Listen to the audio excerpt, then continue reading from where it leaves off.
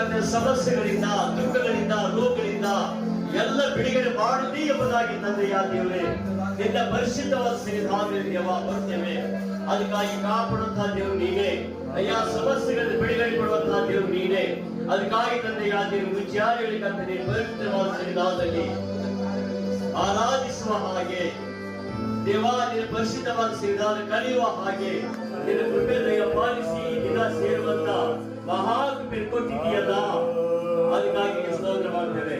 ಸರ್ವಶಕ್ತನಾದ ದೇವರು, ಉನ್ನತನಾದ ದೇವರು ಕರ್ತನೆ, ಅದಕ್ಕಾಗಿ ಪರಿಶುದ್ಧ ದೇವರಿಗೆ ಬಳಿಗೆ ಬರುವ ಮನುಷ್ಯರು ಯಾರು ನಿರಾಸೆಯಿಂದ ದುಃಖದಿಂದಾಗಲಿ ಯಾರು ಇರುವುದಿಲ್ಲ. ಪರಿಶುದ್ಧ ದೇವರು ನಮ್ಮ ಜನಗಳಿಸುವ ದೇವರಾಗಿದೆ. ಅದಕ್ಕಾಗಿ ತಂದೆಯ ದೇವರು, ಉನ್ನತನಾದ ದೇವರು ಎಲ್ಲ ಸಮಸ್ಯೆಗಳಿಂದ ದೇವ ಬಿಡುಗಡೆ ಕೊಡುವಂತ ರಾಜನಾಗಿದೆ. ಪರಿಶುದ್ಧ ದೇವರಿಗೆ ಮಹಿಮೆ ಉಂಟಾಗಲಿ. ತಂದೆಯ ದೇವರೇ